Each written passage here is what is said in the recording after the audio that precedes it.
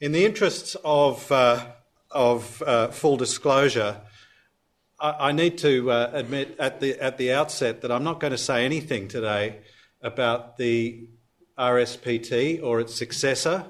I'm not going to say anything about how Australia's mineral resources and their trade are going to change Australia internally, what they're going to do to our economy, what they're going to do to our society, what they're going to do to our politics, although I think all of those are very important questions.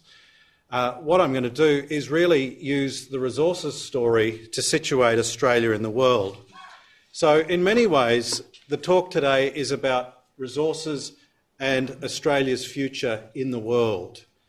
Now, don't feel embarrassed if you came along for the wrong reasons and you'd like to leave now. I certainly won't hold it against you.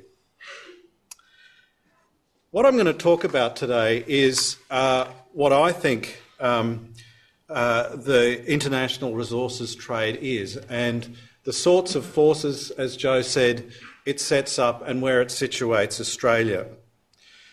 I'm sure in listing Australia's unique resource endowments, I won't be saying anything that you're not aware of.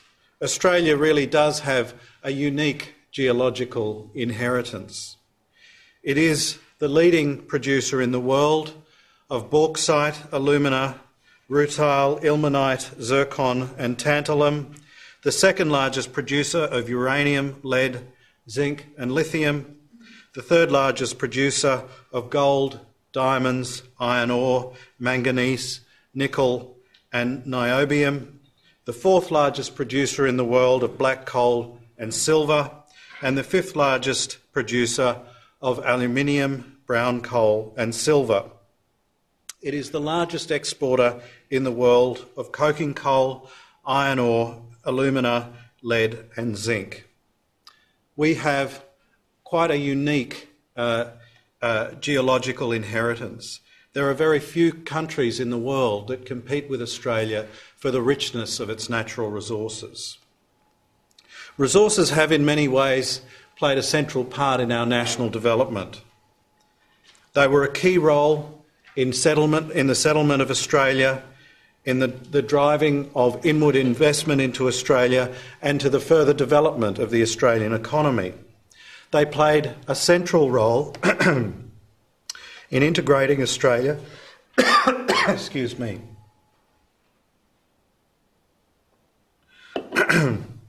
in integrating the Australian economy into a globalising world economy.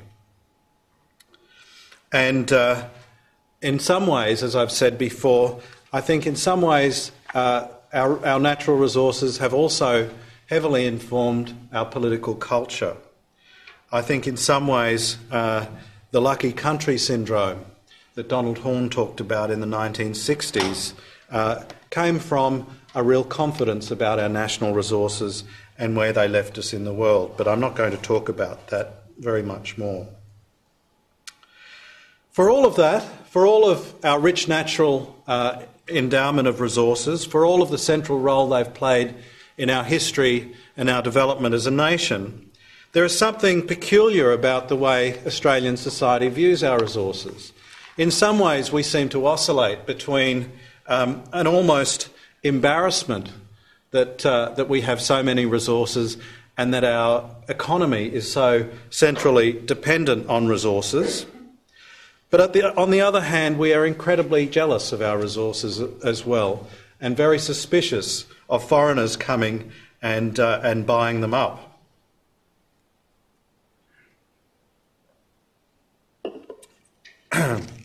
Arguably, in recent years, we have seen the most extraordinary change in Australian resources in the world, and I would argue the most extraordinary change in Australian resources in the Australian psyche. In recent years, between 2002 and 2009, our resources exports roared into centrality in our national consciousness. We've seen in those 7 years a nearly 70% shift in our terms of trade and a 13% rise in our real GDP. This is quite an extraordinary development.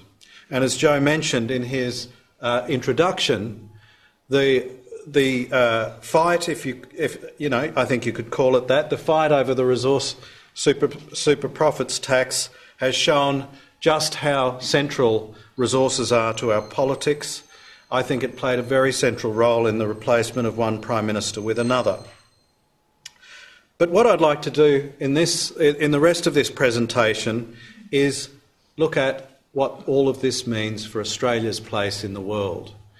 Australia has a lot of resources and the world needs resources.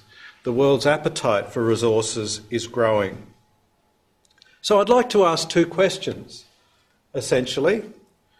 What does an international relations of resources look like? If we stop thinking about international relations as flows of money and flows of diplomatic power and flows of military power, and think about international relations as a flow of resources, what does it look like? So that's the first thing I'd like to do.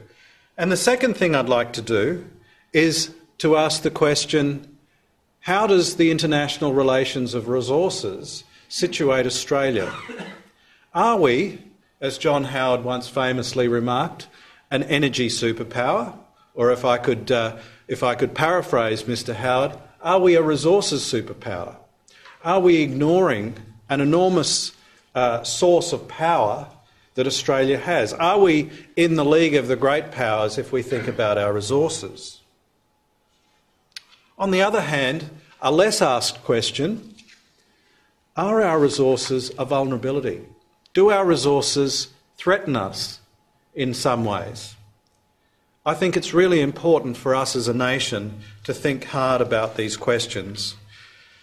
In what follows, I don't want to make any definite statements. I don't want to answer any definite questions. Really what I'm seeking to do is to raise a series of questions. I think a good place to start off is to look at the place of resources and minerals in human society and in the history, the economic history of human society.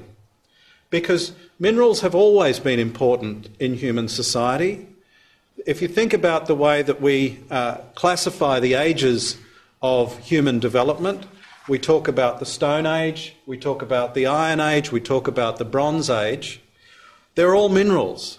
They're all minerals that we use to classify the ages through which humans have gone. But I would argue the real break in our relationship to the minerals that we dig out of the Earth's crust happened just before the 1800s, in the late 18th century. And of course, I'm talking about the Industrial Revolution. Everyone knows about the Industrial Revolution. I'm not going to belabour that fact.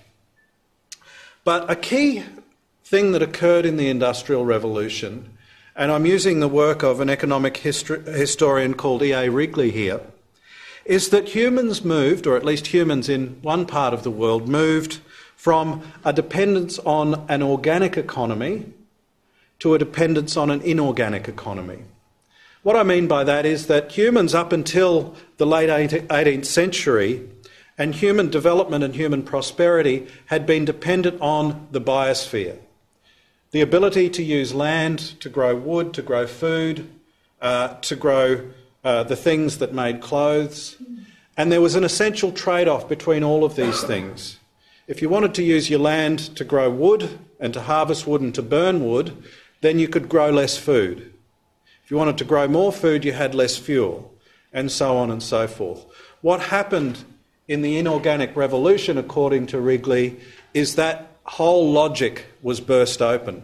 Suddenly, humans could derive coal from the soil, and they could make increasingly sophisticated metals, and suddenly they were freed from their dependence on the organic economy. And suddenly you got an enormous lift in human prosperity, at least in some parts of the world.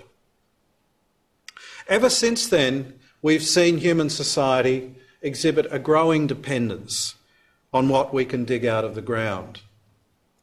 If you think about it, if you look around this room, look at all the things that have got you here, look at all the things that you're sitting on, look at all the things that are keeping us this far up in the air. they've all been dug out of the ground. We would be nowhere without the things that have been dug out of the ground. And the fact is that our dependence on the things that we dig out of the ground as a human society is deepening with every passing week. Technology is not freeing us from minerals, it's making us ever more dependent on minerals. It's making us ever more dependent on the trade in minerals. A German economic historian by the name of Ludwig Messel said that there have been four phases of human society. Generally, they have been the Paleotechnic, which he says lasted up until the Renaissance, the Neotechnic, which was from the Renaissance to the Industrial Revolution, the Industrial, which was the Industrial Revolution, and the Technological, which was the second half of the 20th century onwards. And he's gone back, I'm not quite sure how he's done this, but he's calculated how many barrels of oil equivalent energy humans used in each of these phases. So each individual human used in a year a barrel equivalent of energy. In the Paleotechnic age, it was 1.5 barrels of oil equivalent per human being per year. In the Neotechnic age, he's calculated it was 4.5 barrels of oil equivalent of energy. In the Industrial age, it was 12. And in the Technological age, our current one, it was 33 barrels of oil equivalent per human per year. As you can see, it's been a massive rise in our dependence on energy, and I would argue on other minerals as well. Now, I think if you go back in economic history, you can see a series of resource cycles. Humans and their relationship to resources, I think, have exhibited a series of patterns. The first phase of the resource cycle has been a technology or development surge. A new technology is found, a new mineral is found, and suddenly you have a rapid rise in resource intensity. Humans start using that particular mineral or combination of minerals with great intensity. Then what you see after that is a surge in investment, a surge in development, a surge in finance, and a surge in markets. This is the surge phase of each resource phase. Inevitably, it's followed by a maturation phase in which industry and human society finds resource efficiencies, intensity of resource use declines. You have, in some cases, substitution of other materials for the resources that were used, and in more recent years, greater recycling. And so you have these cycles of investment surges and use surges followed by disinvestment and maturation phases. I think there have been three changes, what I would call step changes, in the way that humans have used resources, and all of them have happened in the 20th century. The first one was the rebuilding of Europe and Japan after the Second World War. Basically, the enormous destruction that happened in infrastructure and the rebuilding that occurred in Europe and Japan saw what economists call a supercycle, a resource supercycle, an enormous jump in sustained demand for all of the base metals and the ferrous metals, as well as energy. You saw the growing dependence of Europe and Japan, as well as the United States, on different sources of energy, and in particular oil. The second step effect that happened this century happened in the 1960s, and I would call that the globalization of resources. What happened pretty much up until the 1960s, with a little bit of an exception at the margins, was that minerals were mined or very close to where they were consumed. So it's no great accident that the Industrial Revolution or the Inorganic Revolution first started in the British Isles. One of the reasons for that was how accessible metals were in the British geology, how accessible coal was in British geology. And then it moved to other parts of Europe that had particularly accessible energy sources and particularly accessible metal sources.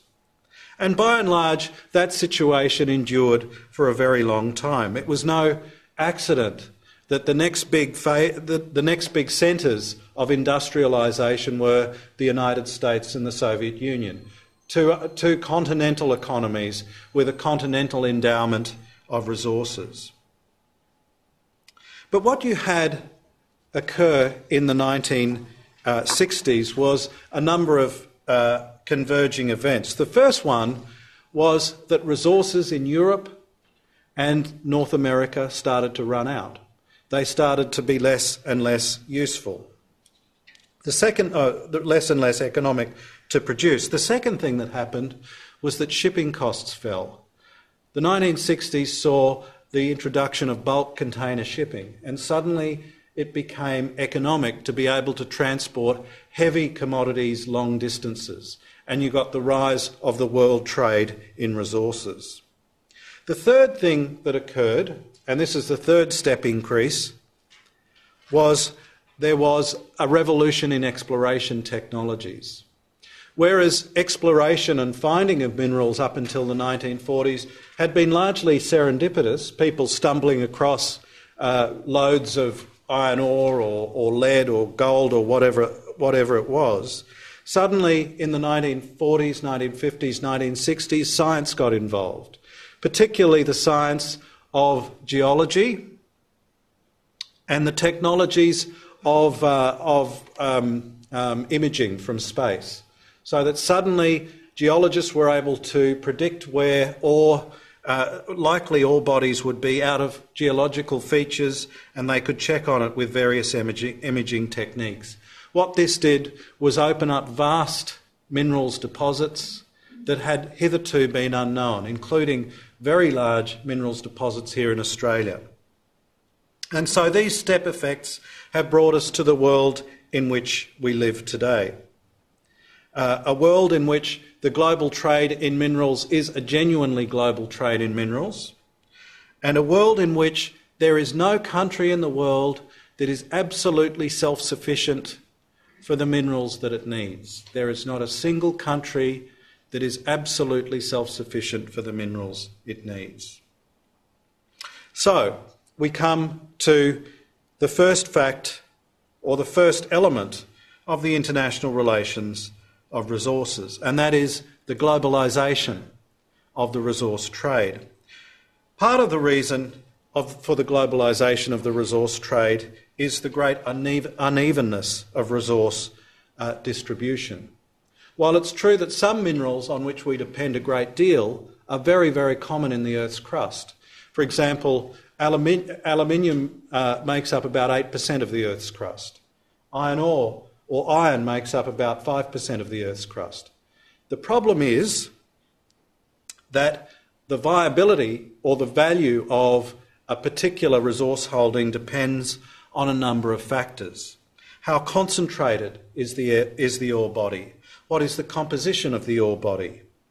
What is the structure of the deposit?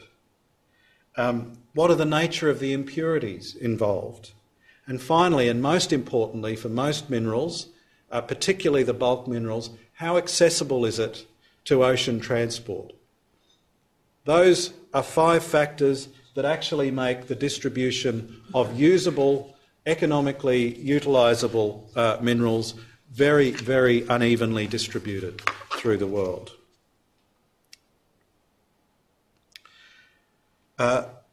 There is also a deep economic logic to developing resources. I'm sure a lot of these arguments will be familiar to those of us who have followed the debate over the resource super profits tax. But resources are very unique in terms of a sector of the economy. Those companies or individuals that choose to go into the resource sector, the resource production sector, face some real challenges. The first one, obviously, is risk. Risk imbues every element of the resource enterprise, from the exploration to the development to the production to the supply stage, and of course the environmental impacts that can occur. That BP, I'm sure, would tell you, you can end up almost destroying a company based on the environmental disasters that can occur. The second is the capital cost, the enormous capital cost that it takes to develop some resources. These are very large upfront investments that need very large financing deals to go forward. The operating costs of an iron ore operation are relatively minor compared to those massive capital costs. Thirdly, there is a need to lock in long-term demand security. Because of these upfront costs, you need to amortise your initial investments over a long period of time. And before you will undertake a large resource investment, you need that long-term demand security to be locked in. And finally, energy. Energy is a very important part of resource development. Are the energy requirements for resource development going to be there? What are they going to be? What are they going to cost? Something like aluminium costs something like 40% of the cost of producing aluminium is an energy cost. And the fact is that as the grades of ore in all sorts of metals and resources decline over time, it takes increasing amounts of energy to extract and to purify them. So there is a profound market logic to the international relations of resources. There is a constant balance between price and new production. The price of a resource always determines where new production is undertaken and by whom. The other element I would quickly add to this is that there are usually always major lags between changes in the demand and the price and the bringing online of new production. It simply takes time to develop new resources. One interesting argument that I'll just throw into the middle of the discussion here is what one author has called the logic of natural cartels. That often what happens when you get sudden upswings in demand and sudden upswings in price is that you get a large amount of investment in non-traditional areas of resource development. You get a lot of capital that is much more risk acceptant, looking for projects that at a higher price that are developing around the world.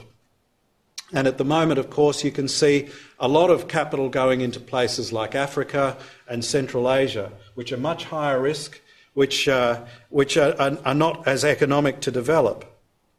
But it's because of the very high prices around certain minerals at the moment.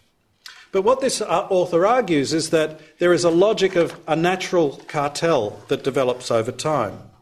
And what he uses is the Opec oil shocks of the early 1970s to demonstrate this. Of course, everyone knows the story. After the Yom Kippur War, OPEC jacked up the price of oil, and one of the responses of the oil-consuming countries was to go out and look for non-OPEC sources of oil.